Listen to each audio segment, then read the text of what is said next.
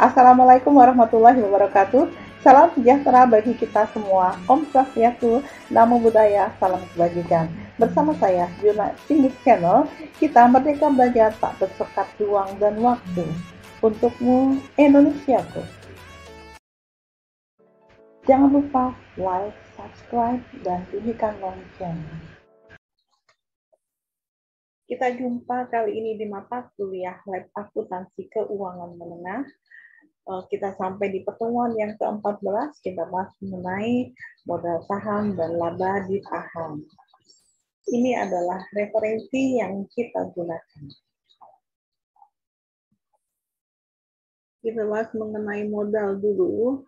Untuk klasifikasi perseroan terbuka. Jadi di sini perseroan terbuka ini juga ada yang disebut dengan perseroan terbatas sebenarnya ya. Cuma di sini kalau ada belakangnya ada yang namanya TBK, berarti di sini sahamnya sudah go public, jadi bisa dijual umum. Oke, next untuk klasifikasi modal perseroan terbuka di sini akan sesuai dengan akte pendirian. Tetapi di sini saham pada akte pendirian ini bisa jadi berubah. Jadi mengalami perubahan, mungkin karena ada pembelian kembali saham yang beredar untuk sementara waktu atau selamanya. Bisa juga karena ada penukaran saham yang beredar dengan jenis saham lain, atau mungkin juga dilakukan reorganisasi yang menyeluruh terhadap struktur modal. Yang ketiga juga kemungkinan ada emisi saham baru. Jadi yang ada di dalam akte pendirian kemungkinannya ada perubahan-perubahan, ada banyak penyebabnya. Antara lain adalah yang ketiga ini. Oke, next. Untuk yang elemen modal lain yaitu ada yang namanya laba ditahan. Jadi laba ditahan pada satu PT itu terjadi apabila dia mengalami perusahaan tersebut mengalami keuntungan atau laba. Nah, yang dibagi namanya dividen, yang ditahan namanya laba ditahan. Ini merupakan modal yang sumbernya berasal dari dalam perusahaan. Jadi laba yang tidak dibagikan. Oke, next. Kemudian yang kedua adalah modal penilaian kembali, yaitu modal yang timbul dari adanya perubahan nilai aktiva yang diakui dalam pembukuan. Selanjutnya ada modal sumbangan, yaitu modal yang berasal dari sumbangan yang diterima oleh perusahaan. Oke, next. Untuk yang treasury stock, ini saham perusahaan yang dibeli kembali dari peredaran untuk sementara waktu. Jadi dibeli, ditarik kembali untuk kemudian maksudnya untuk dijual kembali, ditarik untuk kemudian dijual kembali. Oke, next. Alasannya yang pertama untuk menaikkan harga pasar saham, ya. Apabila saham yang beredar itu banyak, itu otomatis harga nilainya itu akan turun. Tetapi apabila saham yang beredar itu sedikit, berarti harga pasarnya juga akan naik. Dengan begitu, untuk bisa menurunkan saham yang beredar, berarti kita tarik kembali saham yang sudah beredar tadi, entah itu ingin dijual kembali apa-apa. Nah, treasury stock ini adalah yang ditarik untuk dijual kembali. Jadi tujuannya untuk menaikkan harga pasar saham. Yang kedua di sini untuk dijual kembali pada karyawan perusahaan. Kalau yang tadinya saham tersebut dijual kepada umum, khalayak umum ya, lebih baik dijual kepada intern atau pihak karyawan perusahaan. Kenapa? Karena ini bisa untuk meninggikan atau menaikkan yang namanya loyalitas terhadap perusahaan, sehingga karyawan bekerja itu lebih produktif ya. Kemudian akan dibagikan sebagai dividen. Dividen ini ada banyak ya, ada kemungkinan yang dividen dibagi per kas atau apa ya, mungkin dalam bentuk aktiva, tapi bisa juga dividen tadi dibagikan dalam bentuk saham. Ini tujuannya untuk menahan sebenarnya itu untuk menahan modal agar agar aktiva tadi bisa untuk diputarkan kembali, atau mungkin bisa untuk perusahaan ingin menjual atau membuka cabang baru misalnya ya, kemudian membutuhkan uang yang banyak, jadi untuk operasional di periode yang akan datang. Itu seperti apa? Dengan caranya salah satunya adalah untuk membagikan dividen dalam bentuk saham, makanya ditarik. Nah, inilah treasury stock. Kemudian untuk menukar surat berharga perusahaan lain, ya. Jadi kita memiliki obligasi mungkin, atau mungkin saham perusahaan lain, ya, karena kita ingin menjaga hubungan baik misalnya, atau mungkin punya satu tujuan tertentu, maka kita bisa menukar surat berharga yang kita miliki saham atau surat berharga perusahaan lain yang kita miliki dengan menggunakan saham perusahaan kita. Nah, untuk itu ditarik ya, saham yang sudah beredar ditarik, inilah yang namanya treasury stock. Oke, next. Selanjutnya, untuk metode pencatatan treasury stock ada metode nilai nominal. Namanya nilai nominal berarti pembelian treasury stock dipandang sebagai penghentian peredaran sebagian saham yang beredar. Berarti di sini dihitung atau dihargai sebesar nilai nominalnya. Jika treasury stock dijual lagi, maka penjualannya dianggap mencari pemegang saham baru. Cara pencatatannya, yang pertama adalah mendebit rekening modal saham. Kemudian mendebit rekening treasury stock dan saldonya dilaporkan, mengurangi modal saham yang beredar di dalam neraca. Selanjutnya yang kedua adalah metode harga perolehan. Di sini pembelian treasury stock dianggap sebagai tambahan terhadap elemen modal yang belum ditentukan penyelesaiannya. Oke.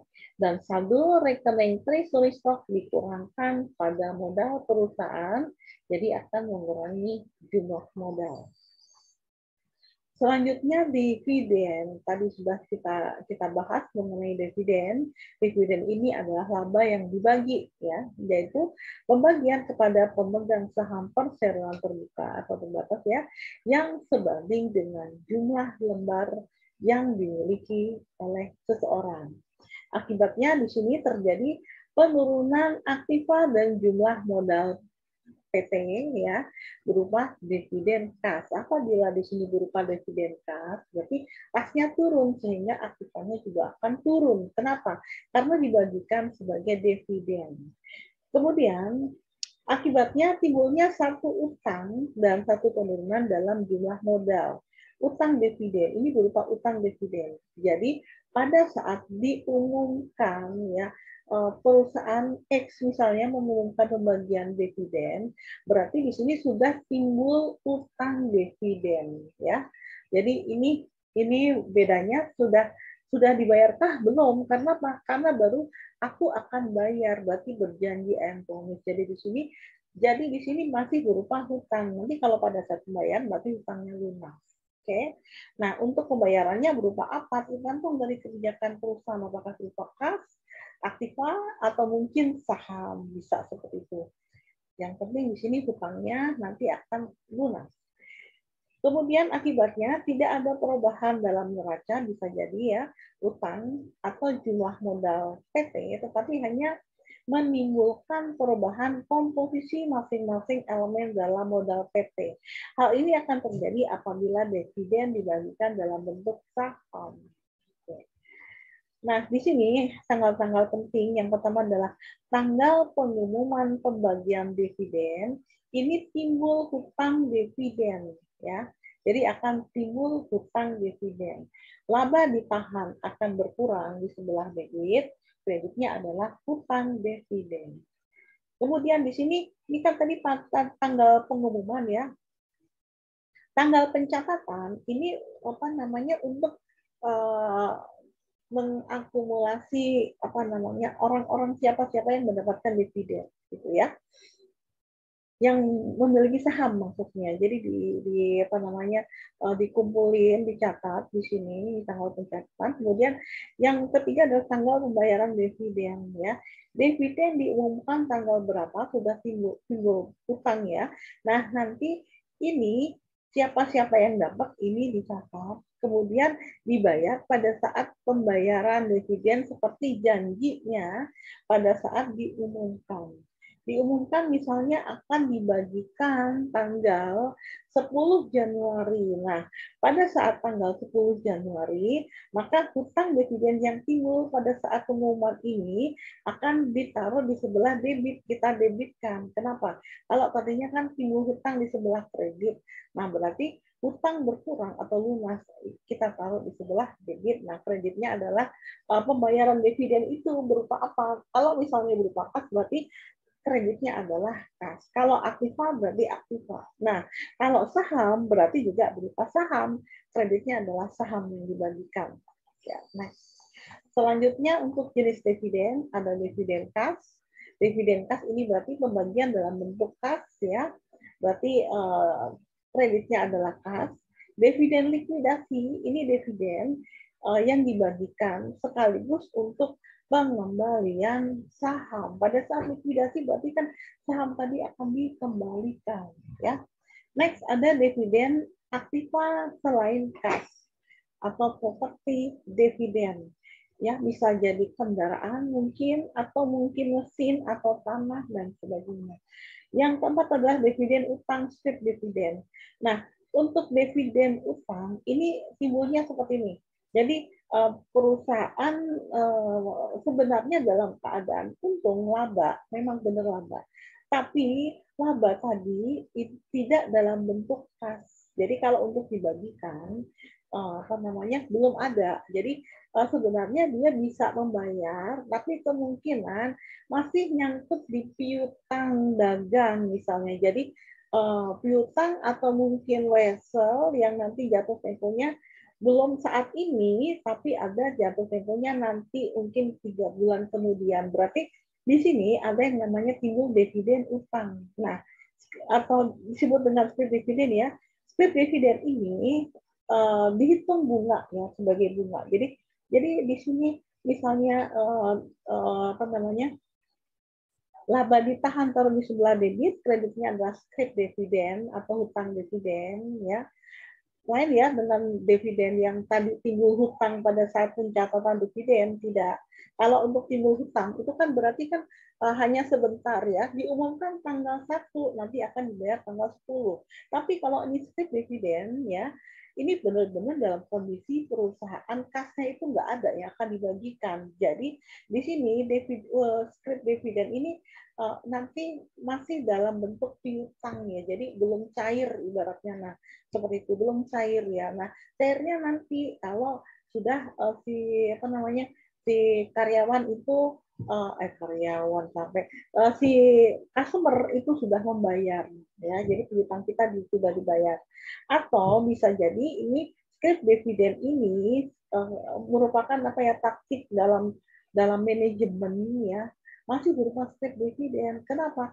Karena likuiditasnya terhambat. Jadi kalau likuiditasnya kecil, otomatis kan untuk yang beroperasinya itu hanya sedikit. Ya, jadi untuk mempertahankan likuiditas yang berarti akan memperlancar operasional perusahaan, maka bisa ditemukan scrip dividen.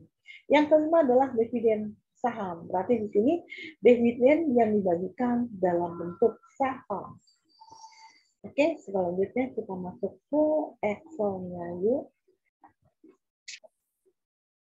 Oke, kita sudah buka Excel-nya ya. Ini contoh kasusnya.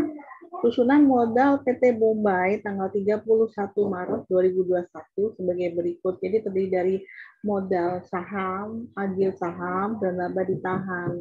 Ini adalah masing-masingnya komposisinya ya. Untuk modal saham terdiri dari 10.000 lembar saham biasa, nominal 20.000. Jadi di sini totalnya ada 10.000 dikalikan dengan 20.000, jadi ada 200 juta. Nah, agio saham ini di sini nilainya ada 50 juta dan laba ditahan ada 70 juta. Jadi totalnya ada 320 juta rupiah. Nah, pada tanggal 11 April 2021, PT Bombay menarik kembali 1.000 lembar saham dengan harga 27.000 per lembar. Tanggal 5 Oktober, yang tadinya ditarik tanggal 11 April dijual kembali, ya sama ya, 1.000 lembar, ditarik tanggal 11 April. Jadi pada tanggal 5 Oktober, yang tadinya tanggal 11 April ini ditarik, di sini dijual kembali, harga jualnya ada Rp30.000 per lembar. C dan D di sini sama, cuma diminta di sini buatlah perhitungan dengan jurnal dan jurnal yang diperlukan untuk transaksi di atas. Cuma bedanya A dan B di sini dengan metode nominal dan C dan D di sini dengan metode harga perolehan. Kita jawab dulu. Oke, kita jawab. Yang nomor 1 dulu. 1A dulu ya di sini untuk tanggal 11 April ya. Ini transaksi tanggal 11 April 2021. Nah, di sini kita hitung dulu ya. Jadi ada perhitungannya dulu. Nah, perhitungannya itu seperti apa ya? Kita lihat ini perhitungannya. Jadi yang ditarik sahamnya adalah saham biasa di sini sebesar 1.000 lembar. Jadi di sini ini ya, menarik kembali 1.000 lembar. Berarti di sini ada harga beli. Harga beli ini sama dengan tadi nominalnya. Jumlah lembarnya 1.000 sini. Seperti ini dikali dengan harganya ada 27.000. Oke. Jadi kita taruh di sini ya. Jadi sama dengan 1.000 dikali dengan mana ya, kalinya di atas ya. Dikali dengan 27.000. Nah, di sini. Oke, ini salah ya tadi ya. Ada garis bawahnya. Ini harga belinya. Nah, berapakah nilai nominalnya? Oke, nilai nominalnya di sini sama dengan 1.000. Tetap di sini yang kita tarik 1.000 atau treasury stock-nya. Ini dikalikan dengan nominalnya Rp27. 20.000. Oke, jadi sama dengan kita taruh di sini sama dengan 1.000 dikali dengan 20.000. Jadi ada 20 juta. Oke. Jadi di sini ada selisih antara harga beli dengan nilai nominal. Ini ada selisih ya. Ini selisihnya. Maka E-nya besar 1. Ini ya, selisihnya sama dengan 27 juta dikurang dengan 20 juta.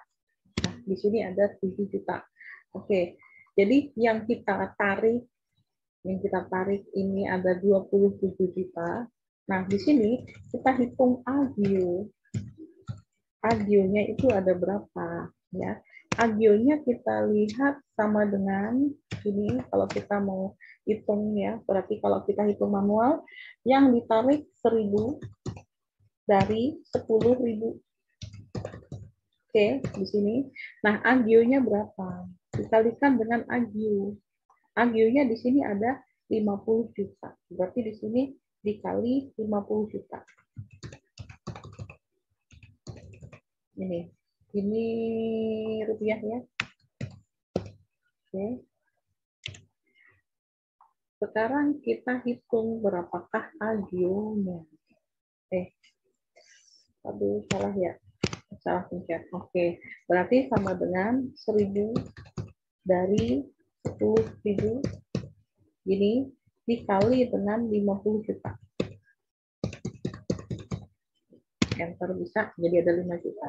Oke. Berarti di sini ada selisih antara yang ini nilai beli dengan nilai nominal. Jadi yang kita tarik ya di situ 7 juta, agionya 5 juta. Berarti ini di sini ada yang namanya selisih agio dengan apa namanya yang kita keluarkan.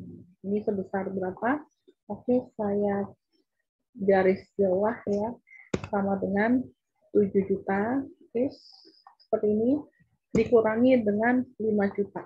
Yang kita keluarkan 7 juta, sedangkan agionya di sini ada 5 juta. Berarti ini akan dibebankan sebagai laba ditahan. Ini ya. Ini merupakan pengurang. Jadi sebagai pengurang dari laba ditahan ya. Ini adalah selisih antara harga beli dengan nominal dengan agio. Ini dibebankan sebagai laba ditahan. Oke, sekarang bagaimana dengan jurnalnya? Oke, kita buat jurnal dulu. Oke. Kalau kita membeli, berarti kita keluarkan uang kas, ya kan? Nah, uang kas ini berarti taruhnya di sebelah kredit. Oke, di sini ya, sebelah kredit, ini kas. Kas yang keluar, ini sebesar berapa ya, itu nanti ya. Sekarang bagaimana dengan yang ditarik? Karena di sini yang ditarik adalah modal saham, berarti di sini yang di sebelah debit adalah modal saham, karena menggunakan metode nilai nominal. Oke, dengan metode nilai nominal. Ini ya. Karena menggunakan metode nilai nominal, berarti sahamnya kita catat sebesar nilai nominalnya yang ditarik. Itu tadi sudah ya, nominalnya tadi sudah kita hitung di sini. Tadi 1.000 dikalikan dengan 20.000. Iya, 20.000. Jadi ada 20 juta rupiah. Oke, kemudian ada agio.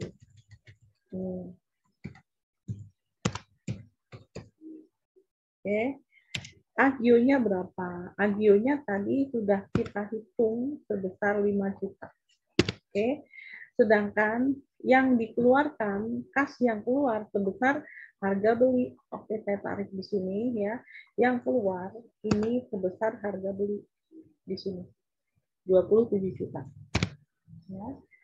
Nah, berarti di sini selisihnya selisih ini merupakan pengurang dari laba ditahan. Laba ditahan kalau berkurang di sebelah debit, berarti kita taruh di sini. Jadi kita debitkan laba ditahan sebesar selisihnya tadi ya 2 juta. Oke, atau bisa juga langsung ya, yang ditarik adalah sebesar modal saham sesuai dengan nominal. Agionya merupakan bagian dari yang ditarik dari keseluruhan. Oke. Kemudian yang dikeluarkan sebesar harga belinya. Jadi kita beli, kita keluarkan sebesar harga belinya ya 27 juta. Nah, selisihnya itu merupakan pengurang dari laba ditahan. Laba ditahan itu kalau berkurang di sebelah debit, jadi kita debitkan laba ditahan. Nah, ini adalah jurnalnya. Sekarang yang kedua, tanggal ini yang kedua, yang B ya, salah ya, yang B sekarang. B di sini transaksi tanggal berapa di situ? 5 Oktober 2021 dengan di sini masih menggunakan metode nilai sebesar nominal.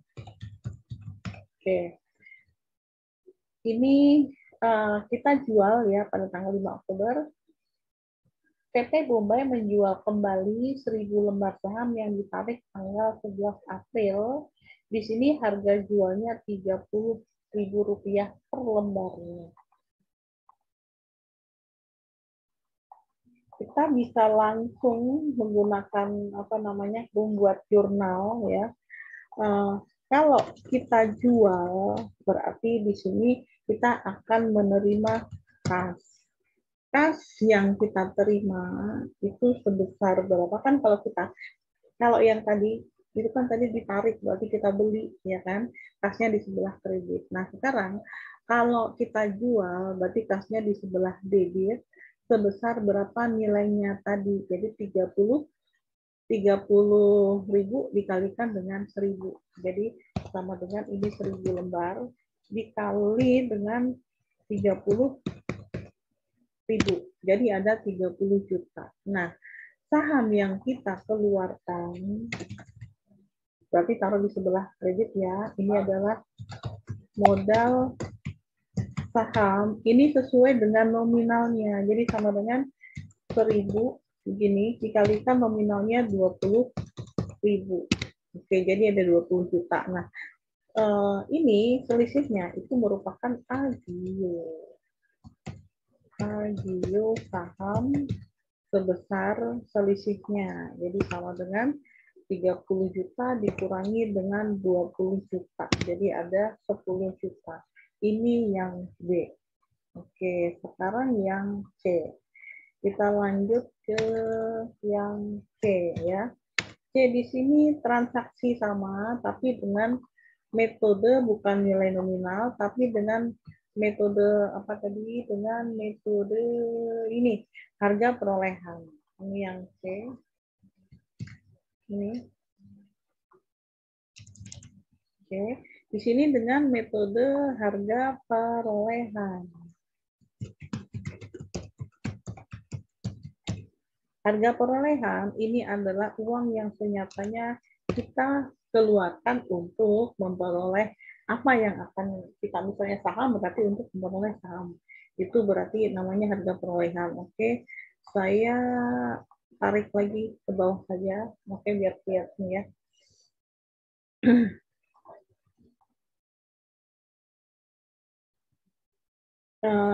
Kita langsung bisa buat jurnalnya. Oke, saya bikin seperti ini saja kertas ya. Ini jurnalnya seperti apa? Tanggal 11 ini ya, 11 tanggal yang C ya. Menarik 1.000 lembar nominalnya 20.000 tapi dengan harga beli Rp27.000 per lembar. Karena di sini nggak ada biaya apa-apa, berarti anggap saja di sini sudah all in di situ Rp27.000 per lembar. Kalau kita tarik di sini, kan di sini kan menarik kembali, berarti di sini kita keluarkan uang kas. Oke, berarti taruh di sini. Nih, selalu taruh dulu kasnya biar nggak salah ya. Kalau kita tarik, berarti kita beli, kasnya yang keluar berapa. Di sini sesuai dengan harga perolehannya, karena di sini metodenya harga perolehan. Berarti di sini sesuai dengan harga perolehan yang Rp27.000. Jadi sama dengan 1.000 lembar yang kita tarik dikali dengan harga belinya 27.000. Jadi ada 27 juta. Nah, di sini yang ditarik ini Anda bisa kasih namanya treasury stock atau saham yang ditarik kembali.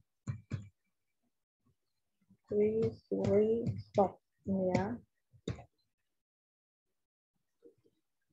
Ini treasury stock ya. Treasury stock ini saham yang ditarik kembali. Nah, di sini treasury stocknya sebesar nominalnya. Jadi apa namanya? Di sini kita menggunakan nilai nominalnya. Kalau tadi istilahnya saham ya.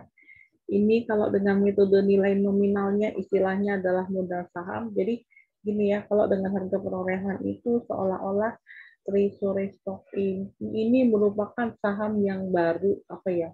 Berarti di sini kita anggap sebagai nominalnya apa ya, bukan nominal yang ditulis tapi full sebagai harga perolehan. Jadi seperti ini. Oke, sekarang yang B, kita lihat yang B, transaksinya sama. Kemudian kita buat seperti ini.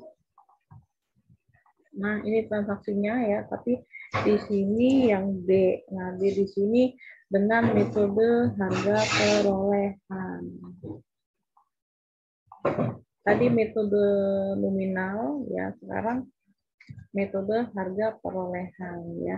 Kita bisa hitung dulu, bisa juga kita langsung membuat jurnal. Oke, kalau kita mau langsung membuat jurnal seperti ini. Di sini D ya, tanggal 5 Oktober. Di sini PT Bombay menjual kembali 1.000 lembar saham yang ditarik tadi yang di sini dengan harga jual 30 juta. Harga jual 30 juta. Berarti kalau kita jual kalau kita jual berarti kita terima uang kas. Nah, seperti ini. Kasnya taruh dulu sebesar berapakah di sini harga jualnya. Jadi sama dengan 1.000 seperti ini dikali dengan harga jualnya 30.000. Jadi ada 30 juta. Nah, di sini yang di sebelah kreditnya ini adalah treasury stock atau saya buat kopas saja. Ini berarti kita taruh di sebelah kredit di sini treasury stock sebesar berapa? Karena tadi yang kita jual adalah treasury stock yang ini, berarti yang kita jual berarti yang di sini 27 juta. Nah, kita lihat yang kita dapat ada 30 juta, yang kita keluarkan 27 juta. Nah, ini akan menambah yang namanya laba ditahan. Jadi akan menambah laba ditahan. Ini sebesar selisihnya. Jadi sama dengan 30 juta, ini dikurangi dengan 27 juta. Nah, seperti ini. Oke, kalau mau perhitungannya, nih kalau mau dihitung ya, Anda ingin tahu perhitungannya seperti ini. Jadi ini perhitungannya ya, misalnya ya. Berarti di sini ada yang namanya harga jual, ya. Harga jual ini sama dengan 1.000 dulu ya. 1.000 rupiah per lembar, 1.000 lembar, dikalikan dengan harga jualnya 27.000, jadi ada 27 juta. Sedangkan di sini treasury stock-nya, sini treasury stock-nya itu ada berapa? Treasury stock di sini ada ini harga jualnya dikalikan dengan bukan 27 salah ya. 30. Nah, kenapa harga jualnya 30 juta? Dengan treasury stock yang dihitung atau yang yang dijual ini sesuai dengan yang ada di sini. Jadi sama dengan ini ya. Sama dengan berapa ini? Ini ya. 27 juta. Ini jadi bisa juga langsung di sini treasury stock-nya segini. Berarti di sini laba ditahan yang ditambahkan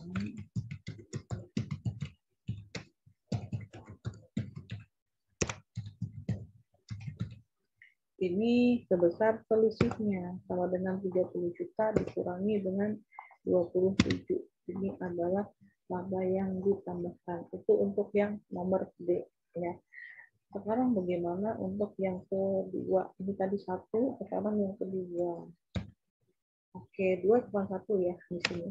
Pada tanggal 10 Januari, PT Wika mengumumkan dividen yang akan dibayar pada tanggal 20 Januari 2021 sebesar 50 juta. Dan pada saat transaksi pembayaran, dividen yang dibayarkan baru 30 juta rupiah. Oke.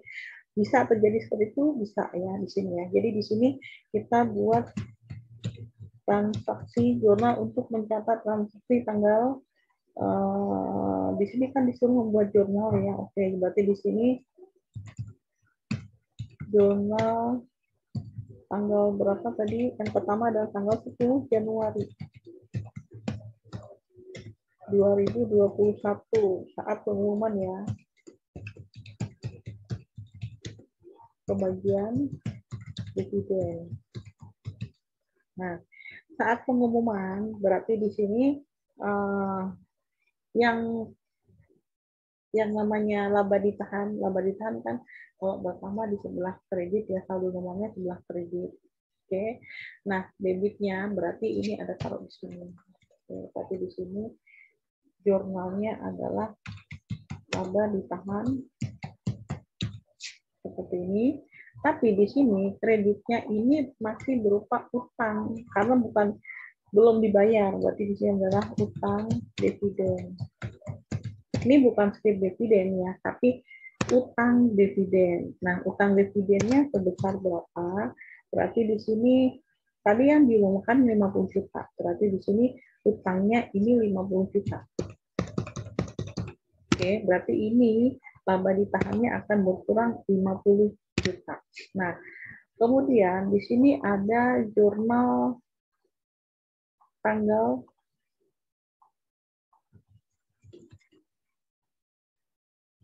di sini saja ya, biar ada lengkapnya. Nah, bukan tanggal 10 Januari, tapi tanggal 20. Oke, benar ya, 20 Januari, bukan saat pengumuman, tapi saat pembayaran dividen. Nah, saat pembayaran dividen di sini, berarti hutang dividen yang tadinya di sebelah kredit, kita debitkan. Sini kita kita debitkan sebesar berapa sesuai dengan yang dibayarkan. Jadi 30 juta. Oke. Nah, kas yang kita keluarkan di sini. Kas yang kita keluarkan berarti sama 30 juta. Masih punya utang, masih mungkin pembayarnya step by step atau bagaimana, atau mungkin di sini akan dialihkan menjadi script dividen. Janjinya tanggal 20 Januari dibayar, tapi belum tentu, karena mungkin belum tentu mampu ya perusahaan, karena mungkin sebenarnya kalau dari segi aktiva modalnya mampu, tapi bisa jadi terjadi sesuatu yang lain. Kemungkinan customer itu kok terlambat membayar. Berarti di sini dia tidak bisa membayar membayar hutang dividen. Nah, di sini berarti bisa beralih menjadi script dividen. Ini dalam praktek seperti itu ya. Tapi karena di sini di soal tidak ada apa-apa, kata-kata apa-apa ya. Di sini 50 juta untuk yang pengumuman pembagian dividen, kemudian ternyata di sini pembayarannya tanggal 20 Januari cuma 30 juta. Berarti masih punya hutang dividen. Mungkin si perusahaan itu masih tidak menjanjikan apa-apa pada pemilik, dan pemilik juga diam. Ya, berarti masih berupa hutang dividen yang kelak nanti akan dibayar setelah si perusahaan mampu atau cair ibaratnya ya, sudah merupakan kas ya, karena piutang terkadang turnovernya itu juga terlalu kecil ya. Kalau turnovernya kecil berarti kan di sini uang yang tertanam di dalam piutang itu terlalu besar ya. Berarti perputarannya itu memang sedikit. Oke. Seperti ini ya. Mudah-mudahan bermanfaat ya. Sampai di sini jumpa kita. Wassalamualaikum warahmatullahi wabarakatuh. Salam sejahtera untuk kita semua. Om Swastiastu, Namo Buddhaya, salam kebajikan. Sehat-sehat selalu ya.